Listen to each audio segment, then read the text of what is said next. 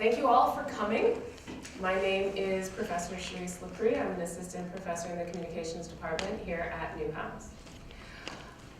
My area of interest is media psychology, specifically how do we use media to improve our sense of self.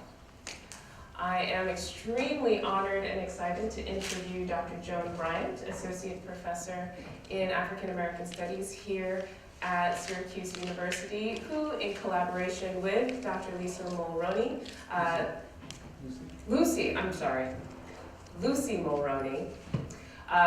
who, along with Dr. Lucy Mulroney, the Director of Special Collections over at Byrd and the library system here at Syracuse, have put together an amazing exhibit entitled Black Utopias. How many of you have been over to the Black Utopias exhibit? Okay, so just a handful of you. It is running until mid-April, I believe. So by all means, please check it out. You can still use the scavenger hunt app as a way to explore the exhibit, even though you won't be entered into the raffle, but that's okay. So, first of all, welcome. Thank you. To Dr. Joan Bryant, and thank you so much for coming out and chatting about this, because I think the exhibit on its own is amazing, but also as it's relevant to media students. So I'm really looking forward to getting at the intersection of politics, identity, history, and media. So before we begin, I would just like to get started with a couple definitions. It's not even a simple question, but how would you define a utopia?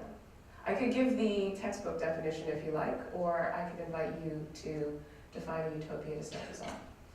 Well, I don't define it, so that's the short answer, but it's typically defined sort of based on Sir Thomas More's 16th century novel, Utopia, a place that doesn't exist, it's not real, and a place that's envisioned, or something that's envisioned as an ideal of something, but the not here is sort of a critical part of it.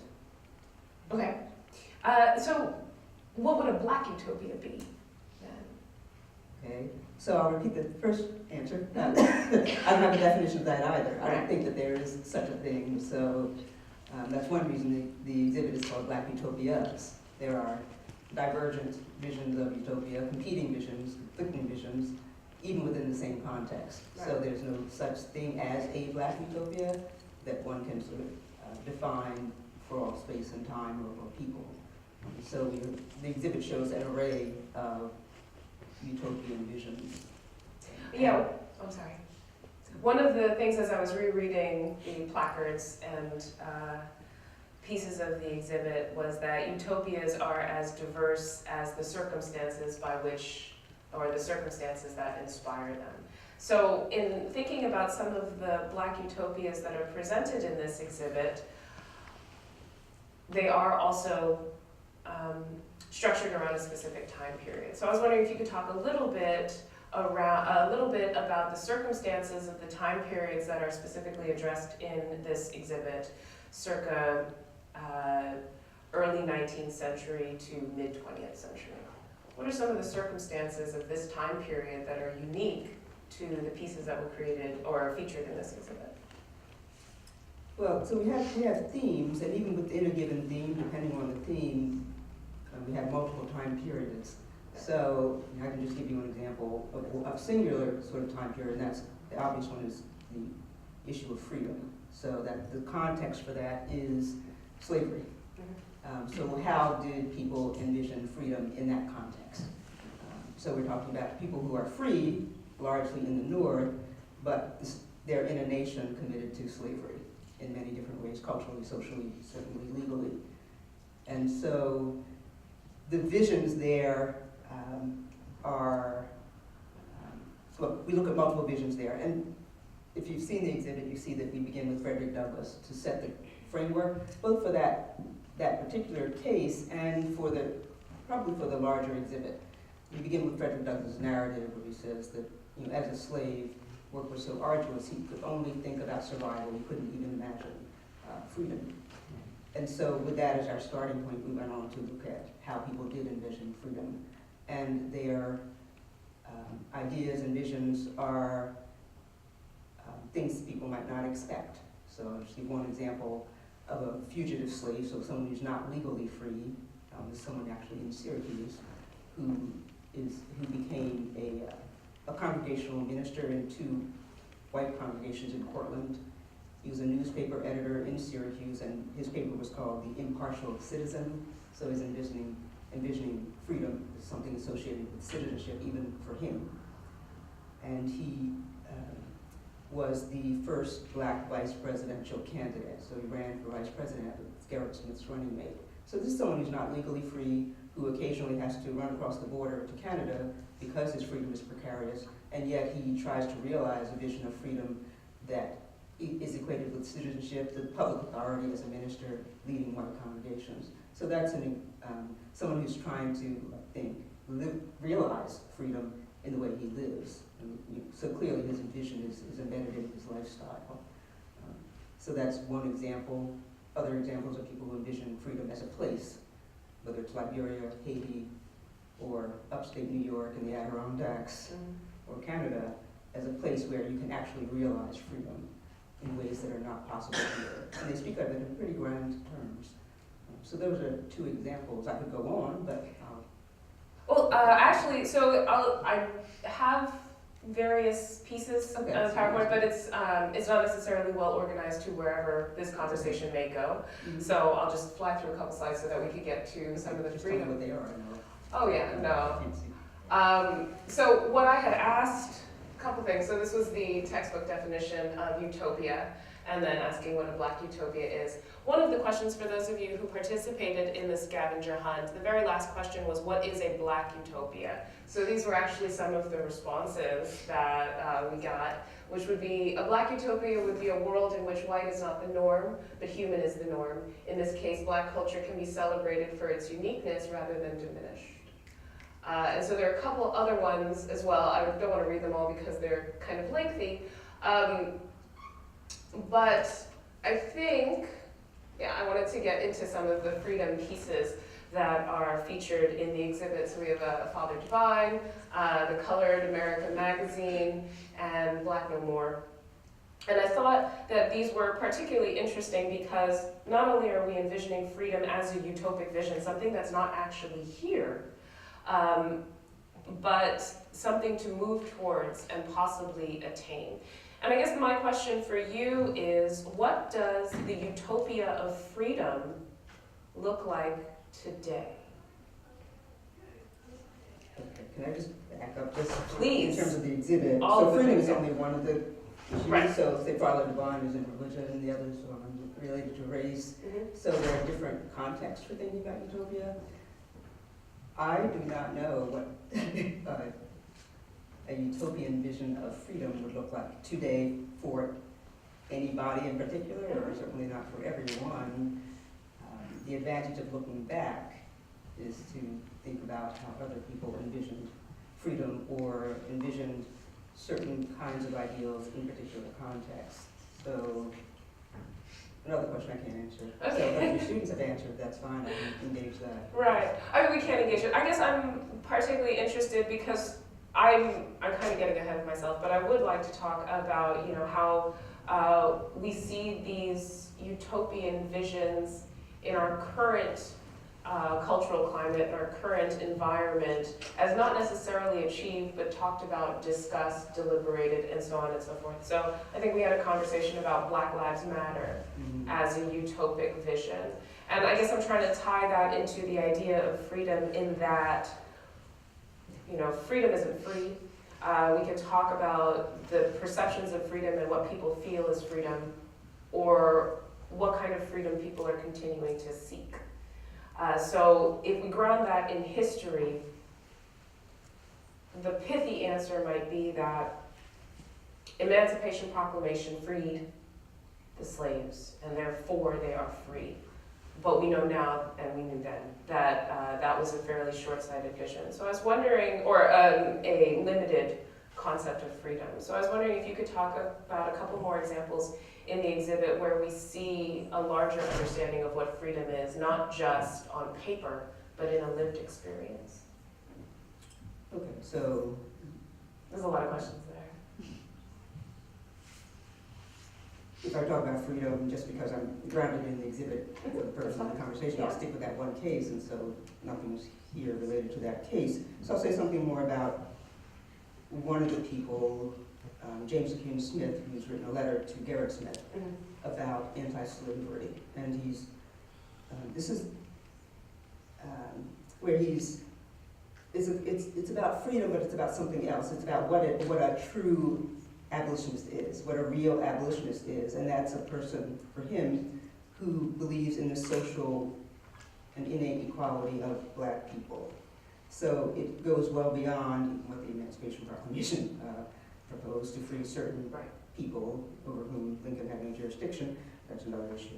But he says he's going to assail the Massachusetts Anti-Slavery Society because they might have sympathy for slaves, they might even oppose slavery, but they have no sense of the innate, and certainly not the social equality of black people. And many other people said similar things. Douglas ministers, for example, targeting Quakers who were in the forefront of anti-slavery, but could never welcome people on equal terms within their meetings, for example. And so they are not true abolitionists, and their visions of freedom are limited. And so that's another example. Another example in the case is Joan Brown's raid on Harper's Ferry. There were 5 black men who participated in that. And sort of in the popular imagination, wherever it is, people depict Joan Brown as a kind of a nut, and he and his band are kind of desperados. They're trying to have this raid to bring down slavery, but in the case you see a constitution. And that constitution shows that these are people who are very deliberate about trying to envision a new world. And the raid is to bring about that new world. So people who participated in the raid are signatory to the constitution, and the text quotes a couple of them. They say that they're involved in a holy cause to free the oppressed people. And so this world would be truly free because everyone would be free. So that's another sort of example. In that case, there's also a book after slavery, The Underground Railroad. And it's the huge Bible-looking coffee table book that chronicles people's struggles for freedom. And it presumes that they've arrived. That the struggles have been successful, and now all the slaves are free, and people have black men have the franchise. And so it's a celebratory document that was premature, obviously, might be premature today even, but that is sort of an attempt to say, well, we've realized a kind of at least the possibilities or the foundation for realizing utopian dreams of freedom. I guess I'm stumbling on the reference to freedom because for me that's one case. People are envisioning other kinds of things, other possibilities. Yeah. Power, authority, equality, that are not the same as freedom. So you can ask me questions in a different way. I can talk more about other issues. Actually, one of the things you just said that I really would like to draw out on is the phrase popular imagination, and the extent to which there was this belief that we have arrived or that we've achieved it. And I think the phrase that we throw around a lot now, I mean we as in general discourse, is post-racial, right? And I think that actually really connects with this phrase that we're using now, where we made it. And here we are, 150 some odd years later, seeing that, believing that we've achieved a utopia is counterproductive to the manifestation of the utopia, in my opinion. So we started with issues of freedom because I think when I was walking through the exhibit, that's where I started. So having said that, it's a very interesting space that you can move around in any direction you like to see where these stories begin and end for you and how that changes given your exploration of the space. So some of the other sections include freedom, include power, include religion. I apologize, yes, I believe Father Divine is under religion. If you could talk a little bit about how these different facets of or which is your favorite aspect? Let's start there. Which is your favorite aspect and why? And how does that connect to the utopian vision that's being described in the exhibit?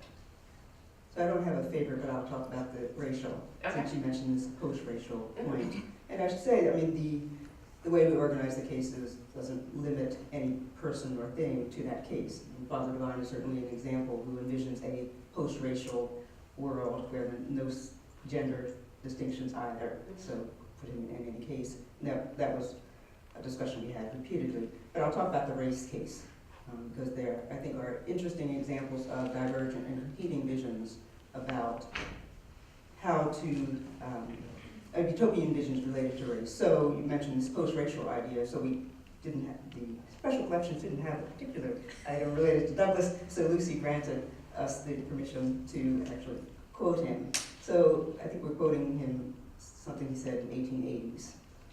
And he envisions a future where there are, where there's amalgamation. There'll be a blended race. And so the one drop rule will not apply, so people won't be identified as Negro based on one ancestor. But he also said many other things. That was all we had room for. He also says that there are no races, there's just one human race, and he envisioned the possibility of a raceless society because he believes that there is only a human race. So race is its own fiction. So that's one image, and you see it again. I see you have the Schuyler scrapbook. The Schuylers, George and Philippa, and just so you know, George Schuyler lived in Syracuse. This is a page from the scrapbook they kept for their daughter Philippa, who was a prodigy. She was a concert pianist, and they documented pretty much every aspect of her life when she was growing up. So George Schuyler married a white woman from Texas whose family disowned her. And so they have this project and to rear her. And they don't say that her prodigy is based on her on the magic of mixture. They feed her raw foods. They train her in many ways. But the quotation, it's not on here, but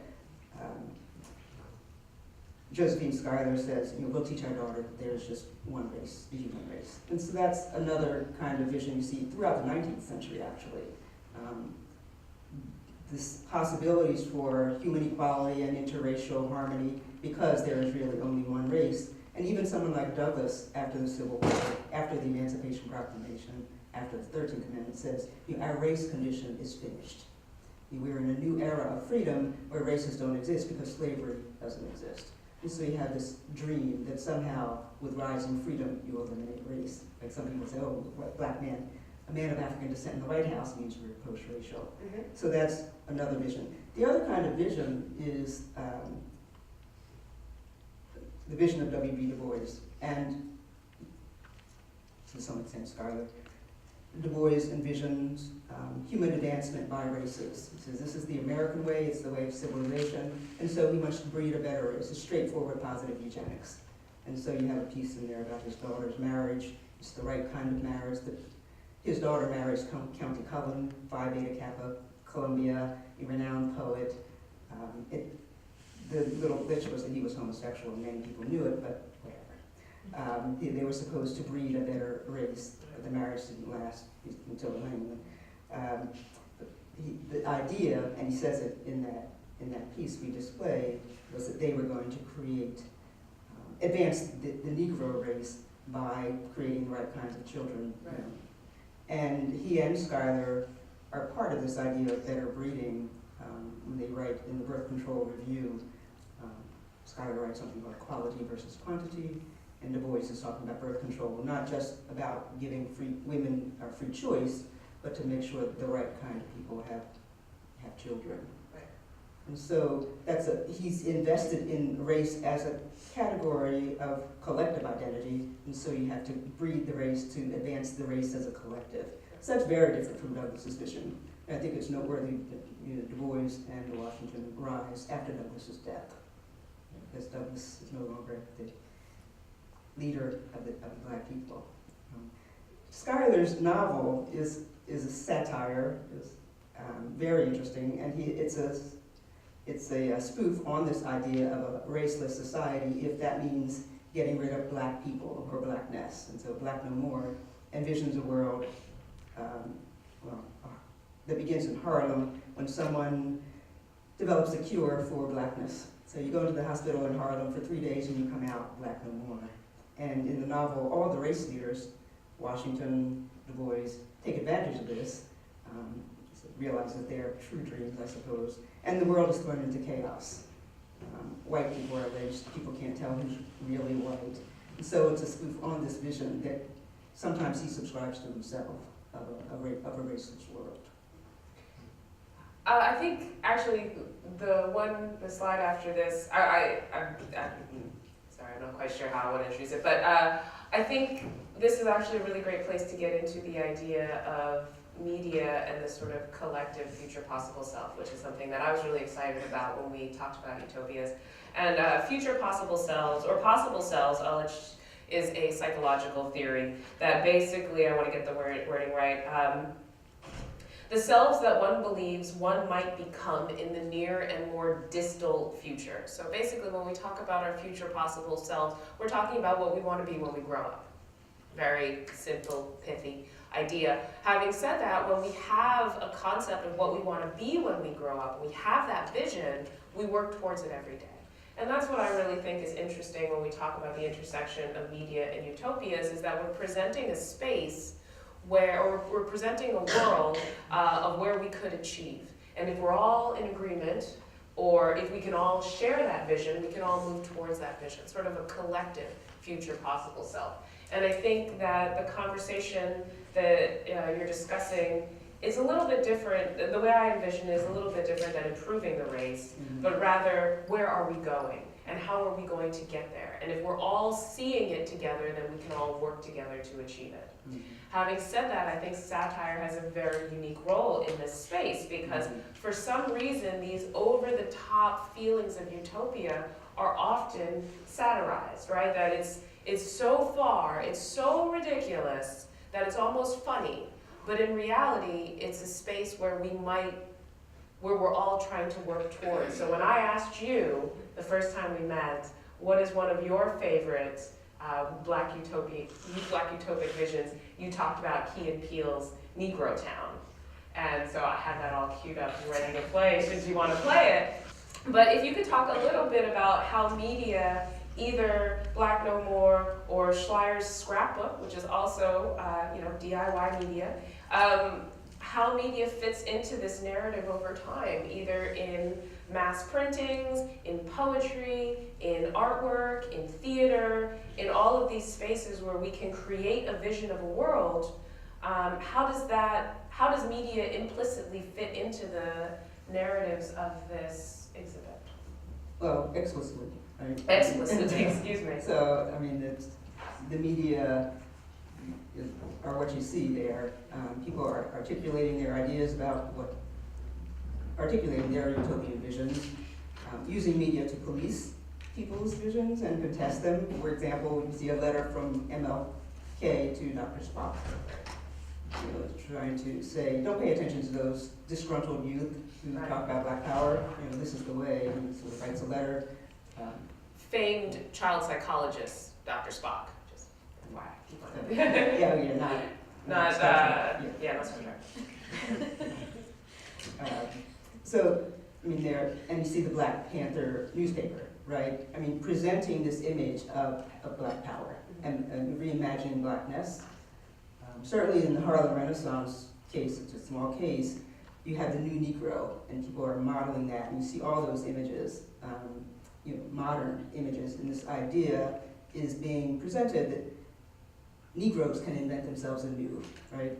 So overcoming this idea of being overdetermined by others, and being constrained by others, and so showing the possibilities for Black self-invention and creation in that space. At the same time, in that same case, you have Du Bois writing the criteria for art. And this is Du Bois of the NAACP that still has the NAACP Image Awards, right? Deciding who presents the most positive image, and that's a kind of policing. Yeah. And he says, Negro art is not worthwhile unless it's propaganda. So you're sort of policing various images of black people, even produced by black people. Right? And one example is that in that New Negro anthology, we have essays by people who are part of the in-group. You see this image of brown Madonna, a woman in a pale blue dress with a baby, and we see those. I don't like that image, right? It's pretty boring. There's another image by an artist of the same period, Bruce Nugent, who was probably the one man who was out during the Harlem Renaissance, and it's a very provocative image of a nude Madonna. Doesn't make it into the orthodox text that Elaine Locke edits.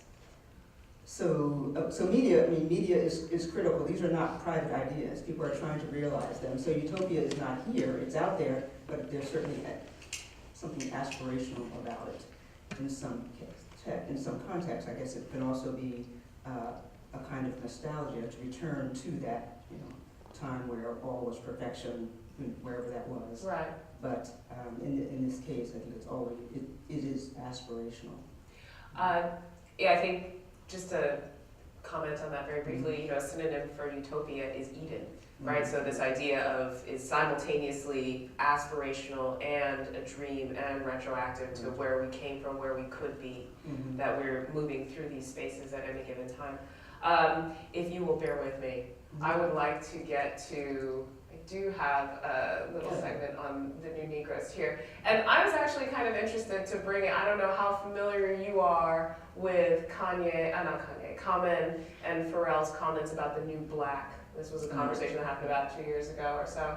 And basically, I think it was Pharrell who said the new black doesn't blame other races for our issues. So I think that there was a conversation that was being inspired by this New Negro era of Black American trajectory that was being adopted to some degree by famous Black men. I don't want to say adopted. We can work through it. And if anybody has comments on this, if there are any Pharrell or Common fans out there that want to comment on this, I encourage you to.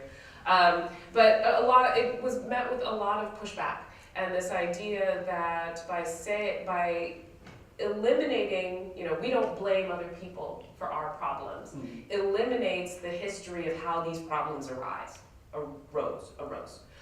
So I guess I'm curious as to how you see this narrative being deployed today, either in popular culture, political discourse, about stepping up, making a change, and deciding on an individual level that we are going to be, that we are going to get past a history. I don't think I've actually asked a question, but I'm kind of curious as to how you see the discourse you just described operating today. Well, as I've said to you before, If at all. No, I do 19th century, 17th century, Right. 18th century.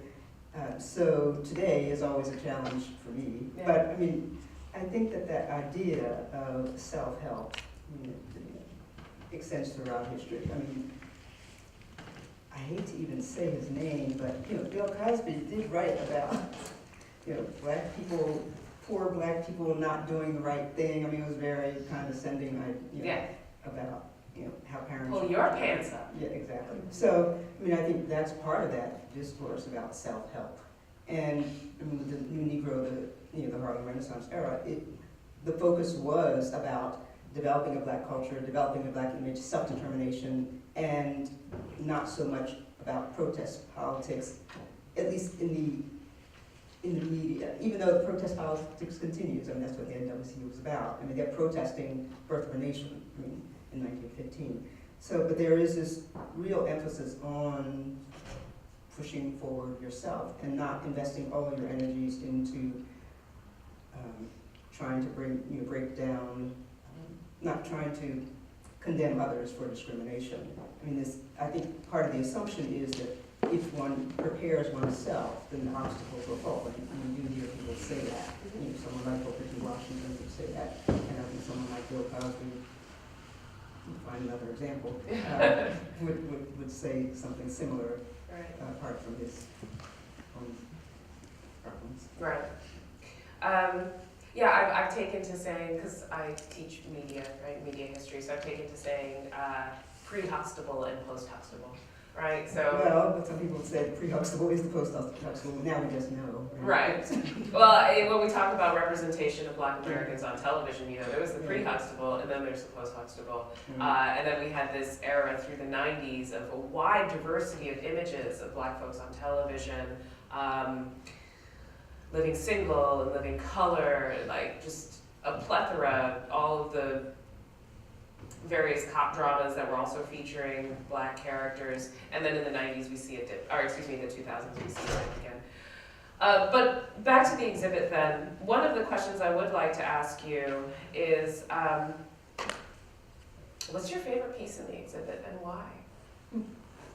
Depends on when I go. So, most recently, what was your favorite piece in the exhibit? I don't have one, so I'll say the first thing that came to my mind. It is something I think is important, and it's a book called All God's Dangers. It's based on oral histories with a sharecropper, an Alabama sharecropper. And he was a member of the Alabama Sharecroppers Union. It was a communist-inspired and sponsored group. And he doesn't really understand what communism is, because he was in this group. He spent 12 years in prison. Some of the other people were lynched.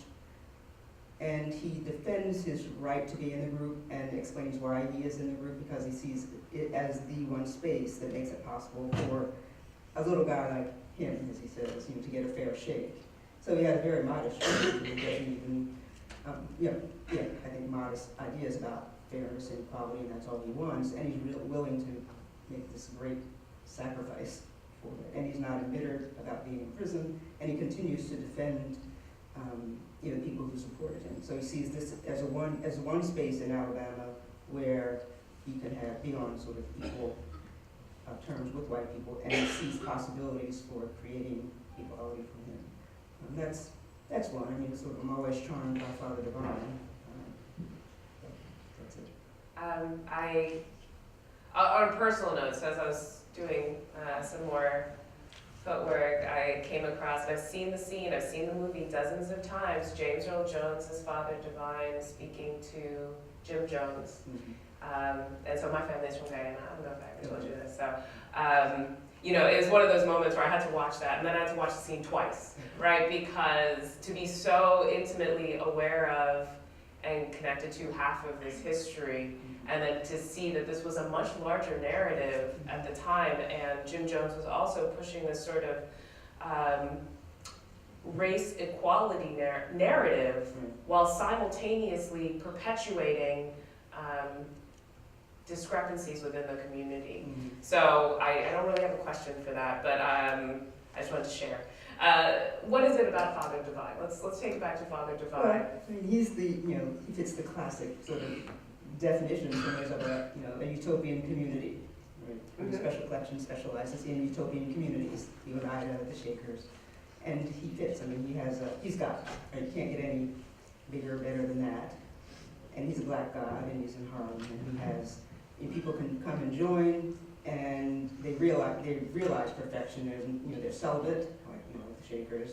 You get a new name, so you can release from who you are. And some women, many women who joined, some who were in same-sex relationships. That's sort of what historians say. Father delivered us from men. So there's some kind of freedom there. And it's all about interracial harmony. And you can come join Father, and everything is all right. I mean, that's it. I mean, I did mention that I met some members right before I moved to Syracuse, and so I have some Father Divine furniture from the hotel he ran in my house. I'm quite proud of it. But they still exist. Mother Divine is still alive. They still have prime real estate outside of Philadelphia. But they were trying to realize heaven on earth in their way. That meant beyond race, beyond gender, and really intense involvement in politics. And so the political groups they supported most were the communists, sometimes the socialists. And the communists were kind of uncomfortable with that because they didn't want to be supporting them. But they envisioned a new world, or the realization of perfection in this world. And mean, it's sort of interesting, the idea that he declares himself God, and he has thousands of people who are part of his organization. It raises questions about what that was about. I mean, it's hard to believe that everybody believed it, and we know that some people joined just because they needed shelter. But he created real possibilities for people with this message. And so I find it just fascinating that he was there. And many black ministers did not condemn him. They told him that he was taking this idea of religious unity just too far, and he should just, as one person said, just build yourself a Jim Crow church and be happy, and you can have, you can be happy yourself. Right. But he really pushed beyond all kinds of limits, beyond anyone else. I mean, there were other prophets, but he was God. Right.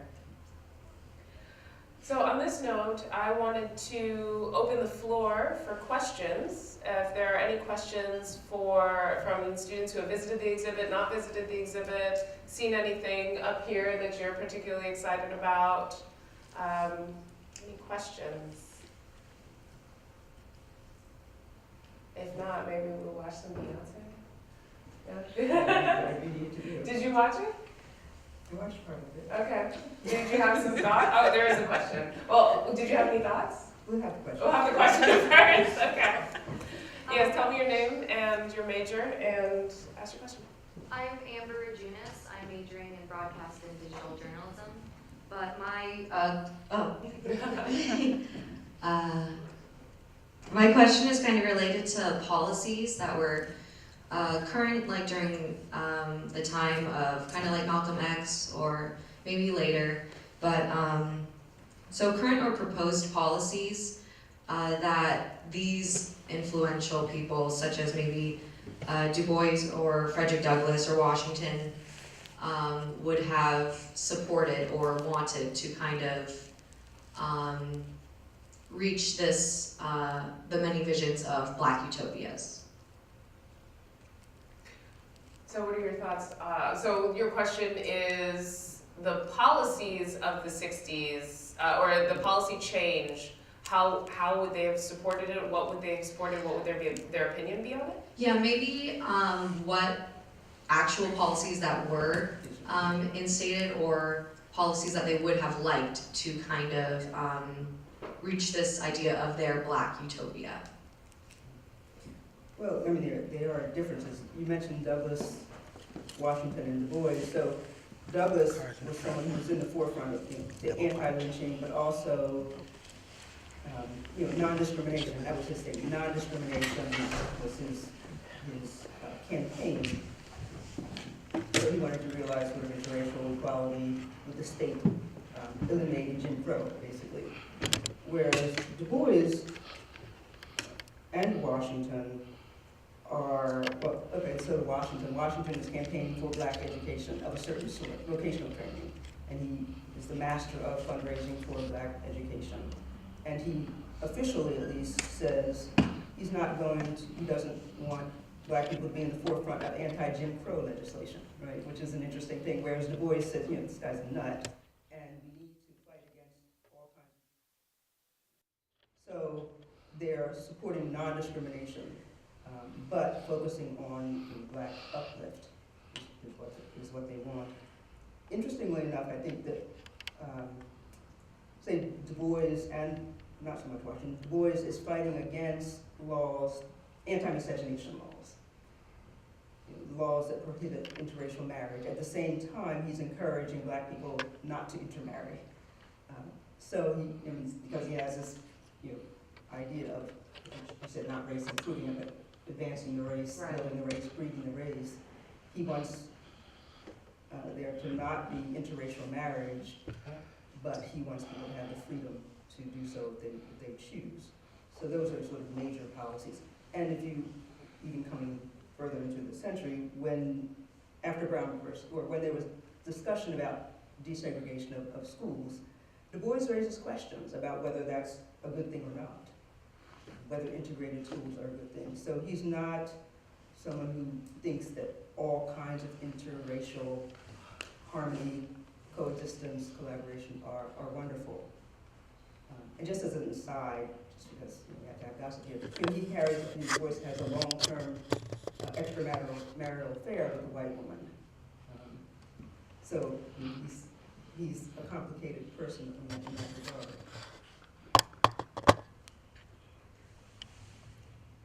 So the short answer to your question, I would say, What policies? Policies to advance the race as a race, for education, and they are also putting education, even though they have different visions of what education should entail, and non-discrimination. Thank you.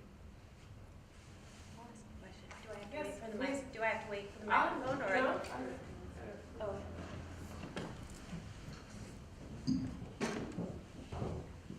Thank you. Saturday, okay. So can you hear me okay? Yeah. I was thinking about the occasion of this event and dialoguing about diversity, and one of the things that I think Joan and I really tried to do is to point out that there wasn't one particular utopian vision, and there were all of these different conflicting and complementary visions. But one of the things that I really learned from Joan in working on this exhibit has to do with Malcolm X. And so it's not just that there were multiple visions that existed at different points in time, but that an individual's position or vision also changed over time. And so we tend to think of, okay, this was W.B. Du Bois's line, and this is what Schuyler thought, and this is what Frederick Douglass thought, and this is who Malcolm X was. But I think what I really learned from you is how each of these individuals, and in particular Malcolm X, also had divergent and multiple visions over the course of their life and their thinking. So I didn't know if you wanted to talk at all about Malcolm X and that sort of starting point for the exhibit and that element of diversity in an individual. I can say just a bit about it, and that's in the introductory text. We explained what led us to the Black Utopias. And as Lucy said, it was the idea that Malcolm X had multiple visions of utopia in his own, just in the span of several years. So he, if you look at the exhibit, we have this image of him as a petty thug. He's a hip guy, and he's in prison when he discovers the Nation of Islam, and he believes he's found salvation there, not just for himself, but for all black people. And that is a major turning point for him. He's so devoted to the nation and to the possibilities it offers for black liberation. And then it's sort of a complicated process by which he leaves the nation, but as he's left the nation, he goes on a Hajj. He's the first black American to actually go on a Hajj to Mecca. And he has another vision of possibilities for interracial harmony. So his visions of white people change. They're no longer blue-eyed devils, they're no longer the moral inferiors of black people, but they're possibilities that he sees for interracial harmony. And if you read the letter that's in the case, I mean, it's quite moving. Oh, the letter's there. I mean, he's amazed at the possibilities that he experienced. So that's the point. That's the point we discussed. Lucy and I discussed when we were walking at Green Lakes in the snow, trying to come up with the idea for Black Utopias. And you see it in George Schuyler as well. He's the one who marries the white woman. He starts out as a socialist and ends up as far right as you can be, with different visions of what's possible and what's appropriate and ideal. for me, I think the letter was the most powerful piece in the exhibit, primarily because you could read it from front to back. Like, there were a lot of books, they were open to one page, and I was like, I want to just turn the page. Can I just reach into the box and turn the page? No, you're not allowed to do that. I'm like, oh. But with the letter, that all 7 pages were laid out, and I took a picture of every single one. In the letter itself, you see the evolution. Like, he's talking about why he came on this trip in the first place, and then this interaction he had with one blonde, blue-eyed Muslim brother, you know, and you can actually track the evolution of his utopia through this letter. And so for me, that was probably the most powerful piece in the exhibit, because you can see the change, and you can feel the change in his handwriting. Not seeing handwriting change, but when you see someone's handwriting, you can feel closer to their, in my opinion, emotional connection. Any other questions? This one in the back.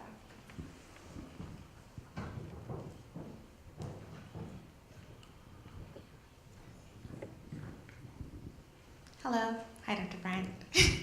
I'm interested this came to me a while ago in terms of thinking about the evolution of Black America, given that there are different African American leaders throughout history that have articulated this utopia for not just themselves but for their people. What do you think accounts for the homogeneous view of Black America as it is now, as opposed to this history of different identities, of diverse thinking? Well, can you tell me something about the homogeneity that you see so I can get a clearer sense? Well, if you'd like to tag, this is something that I've been working on. I've got a project on the concepts of blackness, right? And what is blackness? And it's actually interviews, a series of, so it's not just me waxing and waning on what blackness is. But nonetheless, seeing these, having these conversations about what blackness is, we see a consistent narrative that is often associated with Black Americanness, right? That Black is African American. So, when Obama was running in 2008, there was this whole discourse that he wasn't Black enough. I think Carson just made that comment again recently, that he wasn't Black enough because he didn't have this sort of traditional Black American experience, or I believe Carson's comment was that he wasn't raised in poverty, therefore he's not Black. I actually got into an argument once about Condoleezza Rice's Blackness, and someone was like, well, that she hasn't had the typical Black American experience. I'm like, she was born in Birmingham, Alabama in 1954. Like, it doesn't get more rooted in the sort of near history. But nonetheless, because she's a conservative and a Republican, she's outside of what we deem to be Blackness. So I think what PETA is getting at as this concept of what is the right way to be Black, or this sort of, we would argue there is no right way, but there's a consistent narrative about what's appropriate Blackness, and I think you already touched on that earlier today. So if you could repeat, your question was either how do we get to this homogeneous place, homogeneous, thank you, homogeneous place, I can see the word, homogeneous place, or how these utopias interact with this homogeneous narrative. Is that good? Awesome. Well, I think that they relate to this idea of policing. Part of the utopian visions that people are trying to realize involve policing others and shutting down certain narratives. That's that Martin Luther King letter is about that. W.B. Du Bois is about that. This is true Negro art, right? If it celebrates something he supports. So I think that there's the idea that there's homogeneity is about the politics of authenticity and people trying to make sure that their face and not someone else's face is representing, the ideal. And that's what Du Bois is about, and trying to breed a better race and having the right kind of people married. So it's not homogeneity versus heterogeneity and acknowledging that, but trying to make a claim about what's true, what is right, what is appropriate, and that can have, attaching utopian ideals to that makes it all the more real, right? Makes it all the more perfect. And you can discredit others all the more. That's Ben Carson of all people. Well, never mind that. We'll save that for another panel.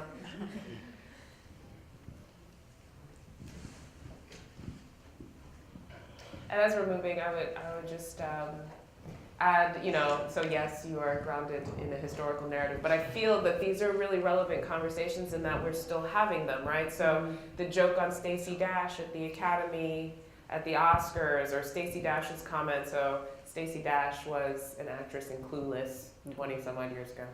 Anyway, she's been very vocal. She's also on Fox News at the moment. She's a Fox News contributor.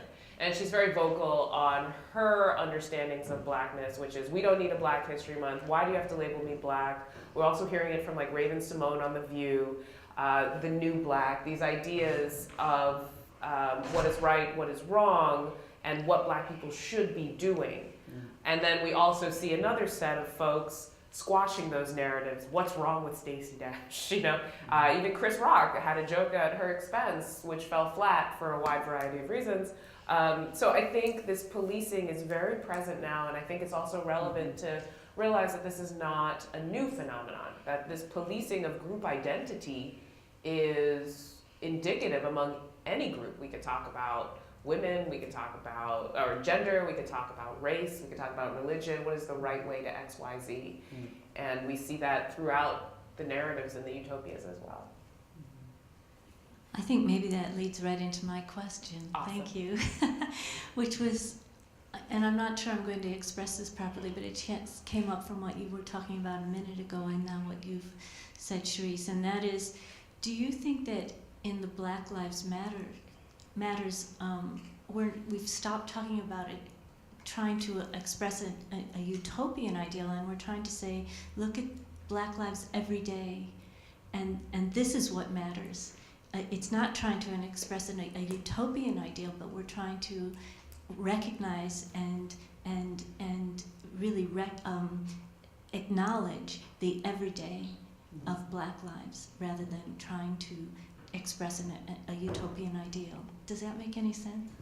I think so. I think when you say not trying to express a utopian idea of blackness. Yeah, I think so. Yeah. I guess it's we're trying to acknowledge what's going on every day and not trying to live up to an ideal. Does it? Yeah. Right. I mean, I think that makes sense. Even it's been a year or so. I don't know if you know Glenn Lowry, who used to be ultra conservative and now is trying to be liberal. He's at Brown now, who at the beginning of sort of the Black Lives Matter, after Ferguson, I mean, he says, this is not the issue that Black people should be involved in. You're trying to protect the rights of these people who are engaged in crimes, right? So this is the wrong venue. I mean, people said the same thing when say, Ida B. Wells was protesting against lynching, right? It's like, we shouldn't put our capital in protecting people who are breaking the law, right? So Black Lives Matter comes along and says, all Black lives matter. And so in that sense, I think you're right. And there's no debate about whose black face is going to represent Black lives. But there is this appeal, well, not an appeal, it's an assertion that Black lives do matter, and I think it's making the assertion is making a demand for Black lives to matter, right? And presumably hinged on a hope that Black lives can matter, right? But that's such a simple thing for Black lives to matter, right? And yet it has become this major kind of movement, and some people think of it as this in-your-face thing. Such a modest demand for Black lives to matter becomes radical in this moment. I think that speaks to the times that we're in, that becomes a defiant thing. It's not, I mean, it's as radical and militant as, say, Black Power, right? Exactly, that's what I'm trying to say. The radicalism is actually in acknowledging the everyday rather than the ideal. I agree. That all these Black lives matter, people who are charged with crimes, and criminality is associated with immorality, even though we know that's not true. But that's part of, I think, the power of Black Lives Matter. But also, its simplicity, I think, is really compelling to me. For me, I think it is a utopic vision in that wouldn't it be nice if? So for me, whenever I think about a utopic vision, I think that with that prefix, wouldn't it be nice if? Wouldn't it be nice if Black Lives Matter and other groups have taken on this? Wouldn't it be nice if trans lives matter? Wouldn't it be nice if women's lives matter? And it's both a statement and a call to action. So achieving it might be, it's a utopia because it's not here right now. Right. But it could be. And if we all move towards it and we had this collective vision where Black lives matter or trans lives matter or women's lives matter, then we could all agree on that future possible collective self and get there. So I see it, there's utopias, and then there's a little baby steps to utopias. And obviously this is not a baby step, but it's something that's very tangible that we can work towards in our day, in our current day, and bringing it a little bit closer than the far off vision. That's my opinion. Yeah, I think it's such a modest thing. You say, for Black Lives to Matter, and think about the context, for Black Lives to Matter enough that you don't kill people when you're arresting them. Right. I mean, that's a utopian vision, I think speaks to the state of affairs. Yeah. And so to go back to the other comment, the one from the very beginning in the opening placard that says, utopias are as diverse as the circumstances that inspire them. And, that is the circumstances that we find ourselves in, or we have found ourselves in, and now media is allowing us to connect all the dots and bring all these things together, things that haven't necessarily gotten coverage, so that we can understand this is a circumstance that is currently happening that requires attention. And I think that's also what I really love about I don't want to use the word co-opting because I feel like that's pejorative, but the co-opting of Black Lives Matter for other groups, Native lives matter, right? Trans lives matter, that there are spaces where people are being disproportionately killed because their lives don't matter, because we need to say it out loud and we need to think about it and try towards that utopia every day. Sorry. I don't need to apologize for that. Should we say amen? Right. Amen. Okay. Amen. All right. Any other questions? No? What time is our next panel? Nowish? Okay. Would you like to watch Negro Town? We could close. And would you guys like to watch Negro Town? How many of you have seen Negro Town? Okay. So when we talk about the extremity of a utopia, I think this is actually a really great way to close the conversation because it's satirical. It's over the top and big, but it's about the little things. So we'll watch that. But before we begin, so while we're wrapping up and changing and moving around, we'll let it run. Thank you so much, Dr. Bryant. I really appreciate you coming. Can we please give her a round of applause?